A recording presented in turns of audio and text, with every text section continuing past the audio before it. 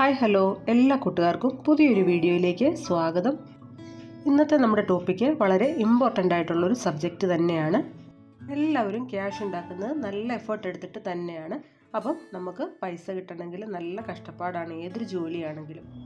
അങ്ങനെ വരുമ്പോൾ നമ്മുടെ ഹസ്ബൻഡ് ആയാലും പേരൻസ് ആയാലും ഒക്കെ കഷ്ടപ്പെട്ട് നമുക്ക് കിട്ടുന്ന പൈസ കൊണ്ട് നമ്മൾ വീട്ടിൽ കാര്യങ്ങളൊക്കെ നോക്കി നടത്തുന്നത് വീട്ടമ്മമാരാണ്. അപ്പോൾ ഈ വീട്ടമ്മമാർ കുറച്ചൊക്കെ ഒന്ന് കാര്യങ്ങൾ ശ്രദ്ധിച്ച് ചെയ്യുകയാണെങ്കിൽ നമുക്ക് മന്ത്ലി നല്ലൊരു ക്യാഷ് നമുക്ക് സേവ് ചെയ്യാൻ പറ്റും. അതെങ്ങനെയാണെന്നൊന്ന് കണ്ടു നോക്കാം. ഫസ്റ്റ് തന്നെ നമ്മൾ വീട്ടമ്മമാർ ഒരു ബുക്ക് എടുത്തിട്ട് ഒരു മാസത്തേക്കുള്ള കാര്യങ്ങൾ നമുക്ക് എന്തൊക്കെയാണ് ചിലവ് വരുന്നതെന്നൊന്ന് കുറിച്ച് വെക്കുക.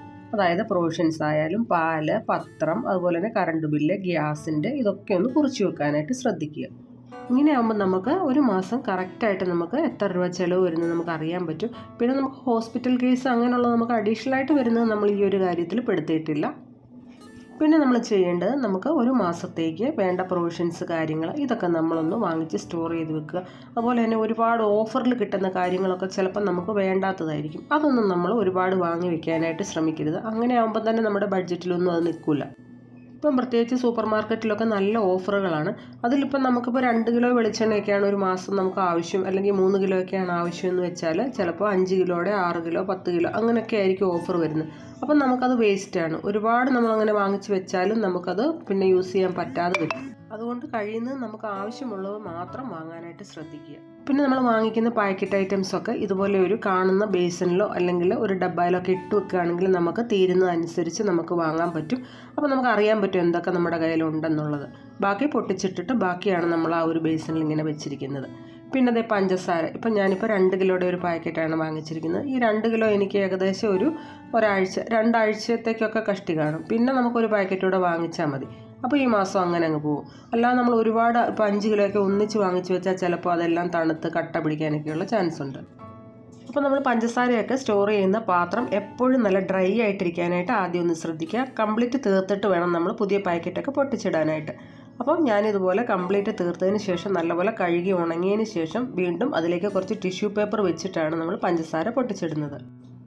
ഇങ്ങനെ ചെയ്യുകയാണെങ്കിൽ നമുക്ക് പഞ്ചസാര എപ്പോഴും നല്ല ഫ്രഷ് ആയിട്ട് തന്നെ ഇരുന്നോളും. കട്ടയൊന്നും പിടിക്കത്തില്ല, തണുത്തൊന്നും പോകത്തില്ല.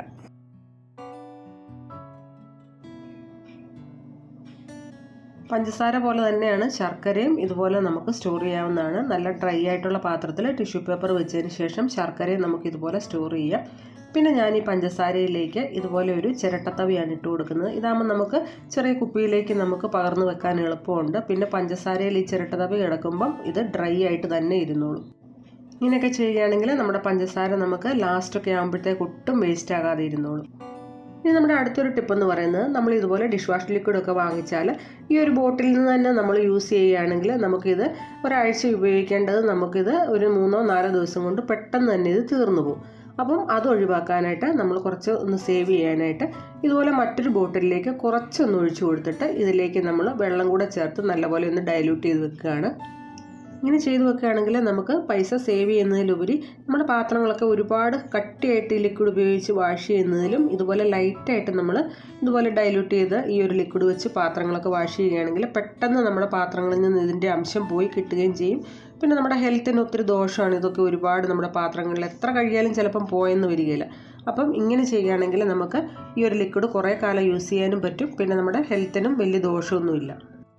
അപ്പോൾ ഇത് നല്ലൊരു ടിപ്പാണ്. എല്ലാവരും ഇങ്ങനെ ഒന്ന് ചെയ്ത് നോക്കണേ. ഇനി അടുത്ത ടിപ്പെന്ന് പറയുന്നത്, നമ്മൾ എല്ലാവരും തന്നെ തൈര് മിക്കവാറും ദിവസങ്ങളിൽ നമ്മുടെ വീട്ടിൽ ഉപയോഗിക്കുന്നവർ തന്നെയാണ് അല്ലേ. കറികൾക്കായാലും അതുപോലെ തന്നെ വെറുതെ ഇങ്ങനെ പഞ്ചസാര ഇട്ട് കഴിക്കാനായാലും അങ്ങനെയൊക്കെ തൈര് വളരെ നല്ലതാണ് നമ്മുടെ ഹെൽത്തിന്. അപ്പോൾ തൈര് മിക്കവാറും ദിവസം എല്ലാ വീട്ടിലും കാണും. അപ്പോൾ നമ്മൾ തൈര് പാക്കറ്റ് പാലൊക്കെ വാങ്ങിക്കുന്നവരാണെങ്കിലും വീട്ടിൽ നിന്ന് പാൽ വാങ്ങിക്കുന്നവരാണെങ്കിലും നമ്മൾ ഒരു പാക്കറ്റ് തൈരിന് 40 രൂപയ്ക്കാണ് വാങ്ങുന്നത്. അപ്പോൾ നമ്മളിതുപോലെ ഇച്ചിരി ഇങ്ങനെ വെച്ചിട്ട് നമ്മൾ വാങ്ങിക്കുന്ന പാലിൽ നിന്നും ഒരു ശകലം, അതായത് 1-2 ടേബിൾ സ്പൂൺ വീതമൊക്കെ ആണെങ്കിലും നമ്മൾ ഡെയിലി ഒഴിച്ചു വെക്കുകയാണെങ്കിൽ നമുക്ക് വീട്ടിൽ തന്നെ നല്ല തൈര് ഉണ്ടാക്കാൻ പറ്റും.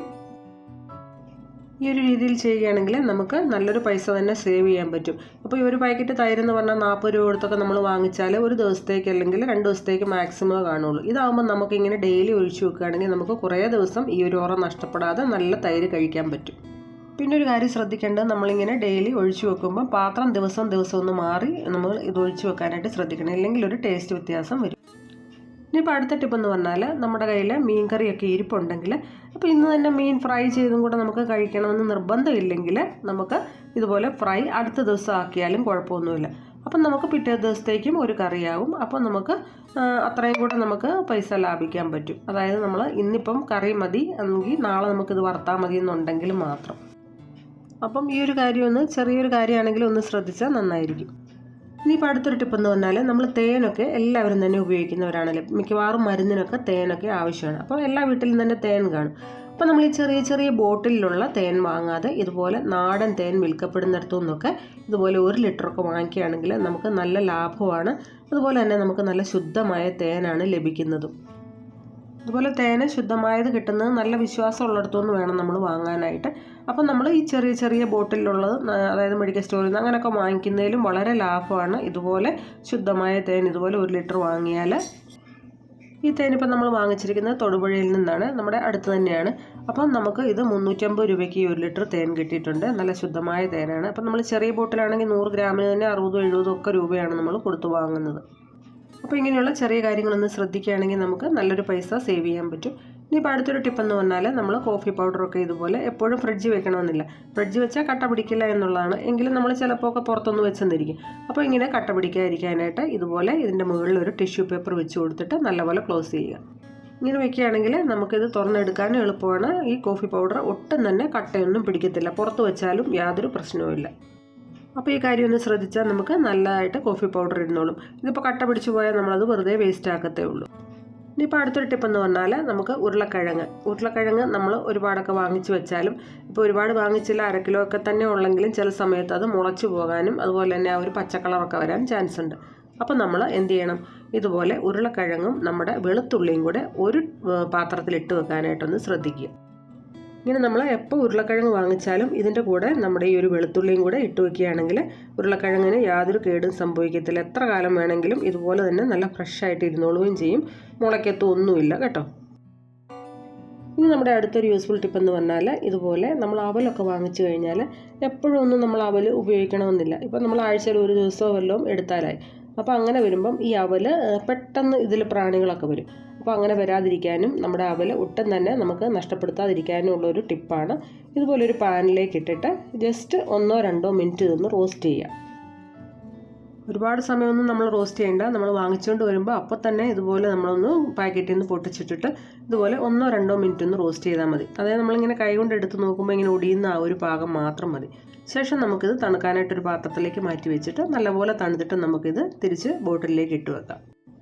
അപ്പോൾ ഈ ഒരു രീതിയിൽ നമ്മൾ അവൽ സ്റ്റോർ ചെയ്യുകയാണെങ്കിൽ നമുക്ക് എത്ര കാലം കഴിഞ്ഞാലും ഇത് യാതൊരു കുഴപ്പമില്ലാതിരുന്നോളും. പിന്നെ നമുക്ക് ആവശ്യമുള്ളപ്പോൾ എടുത്ത് ഉപയോഗിച്ചാൽ മതി. അപ്പോൾ നമുക്ക് ഒട്ടും തന്നെ അവലൊന്നും വാങ്ങിച്ചാൽ വേസ്റ്റ് ആകത്തില്ല. ട്രൈ ചെയ്യണേ. ഇനിയിപ്പോൾ നമ്മുടെ അടുത്തൊരു യൂസ്ഫുൾ ടിപ്പെന്ന് പറഞ്ഞാൽ നമ്മൾ നാരങ്ങയൊക്കെ സീസണിലൊക്കെ നല്ല വിലക്കുറവിലൊക്കെ കിട്ടും.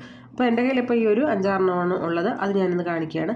അപ്പോൾ ആദ്യം നമ്മൾ ഈ നാരങ്ങ ഒരു ബൗളിലേക്ക് ഇട്ട് കൊടുത്തിട്ട് അതിലേക്ക് കല്ലുപ്പ് ഇട്ട് കൊടുക്കാം. ശേഷം നല്ലപോലെ നമുക്ക് കുറച്ച് വെള്ളം ഒഴിച്ച് നല്ലപോലെ ഒന്ന് കൈകൊണ്ട് തിരുമ്മി കഴുകി എടുക്കാം. അപ്പം നല്ലപോലെ നമ്മളിത് കഴുകി നല്ലപോലെ തുടച്ചും കൊണ്ടുവന്നിട്ടുണ്ട്. ഇനി നമുക്ക് ചെയ്യേണ്ടത് നമ്മുടെ കയ്യിലേക്ക് അല്പം വെളിച്ചെണ്ണ ഒഴിച്ചു കൊടുത്തിട്ട് ഈ നാരങ്ങയിൽ ഓരോന്നിലും ഇതുപോലെ നമ്മൾ സ്പ്രെഡ് ചെയ്ത് കൊടുക്കുക. ശേഷം നമ്മൾ സ്റ്റോർ ചെയ്യുന്ന പാത്രത്തിലേക്ക് ഇട്ട് വെക്കുക. ഒത്തിരി വെളിച്ചെണ്ണൊന്നും വേണ്ട. ഇതിൻ്റെ പുറമേ മാത്രം ഇങ്ങനെ ഇതുപോലെ അല്പം ഇങ്ങനെ സ്പ്രെഡ് ചെയ്താൽ മതി. അപ്പം നമ്മുടെ കയ്യിൽ 10 നാരങ്ങ ഉള്ളെങ്കിലും ചെയ്യാം. നമ്മുടെ കയ്യിൽ ബൾക്കായിട്ട് കുറേ നാരങ്ങ ഉണ്ടെങ്കിലും ഈ ഒരു രീതിയിൽ തന്നെ ചെയ്യാം. ഇതിപ്പം നമുക്ക് എങ്ങനെ വന്നാലും ഒരു 5-6 മാസം ഒരു കേടുമില്ലാതെ നമുക്ക് സ്റ്റോർ ചെയ്യാൻ പറ്റും. ഫ്രിഡ്ജിൽ വെക്കണം കേട്ടോ. അത് നല്ലൊരു ടിപ്പ് തന്നെയാണ്. ഇനിയിപ്പോൾ അടുത്ത ടിപ്പ് നമുക്ക് നോക്കാം. നമ്മുടെ വീട്ടിൽ എന്നും തന്നെ നമ്മൾ ഉപയോഗിക്കുന്ന കുറച്ച് കാര്യങ്ങളാണ് ഇതൊക്കെ. ഡിറ്റർജൻറ്റ്, സോപ്പുകൾ, അതുപോലെ തന്നെ കംഫർട്ട്, ഉജാല, പിന്നെ ഫ്ലോർ ക്ലീനർ, ഇങ്ങനെയുള്ള കാര്യങ്ങളൊക്കെ. ഇതൊക്കെ എല്ലാം ഒരു സ്ഥലത്ത് വെക്കാനായിട്ടൊന്ന് ശ്രദ്ധിക്കുക. അപ്പോൾ നമുക്ക് തീരുമ്പോൾ അറിയാമല്ലോ. പിന്നെ ഈ ഫ്ലോർ ക്ലീനറൊക്കെ ഇല്ലേ, അതൊക്കെ ചിലപ്പം നമുക്ക് 1 എടുത്താൽ 3 അങ്ങനെയൊക്കെ ചിലപ്പോൾ കിട്ടും. അങ്ങനെയൊക്കെ വാങ്ങിക്കുകയാണെങ്കിൽ നമുക്ക് നല്ലൊരു പൈസ സേവ് ചെയ്യാൻ പറ്റും. പിന്നെ ഇത് നമുക്ക് ഏകദേശം 1 മാസത്തേക്ക് ഇങ്ങനെയുള്ള കാര്യങ്ങളൊക്കെ ഒന്ന് വാങ്ങിച്ചു വെച്ചാൽ നമുക്ക് എപ്പോഴും വാങ്ങണ്ട. അപ്പോൾ ഇത്രയാണ് ഇന്നത്തെ ഒരു ചെറിയ വീഡിയോ. അപ്പം വീട്ടമ്മമാർ കുറച്ച് ഇതുപോലെയൊക്കെ ഒന്ന് ശ്രദ്ധിക്കുകയാണെങ്കിൽ നമുക്ക് നല്ലൊരു പൈസ സേവ് ചെയ്യാൻ പറ്റും.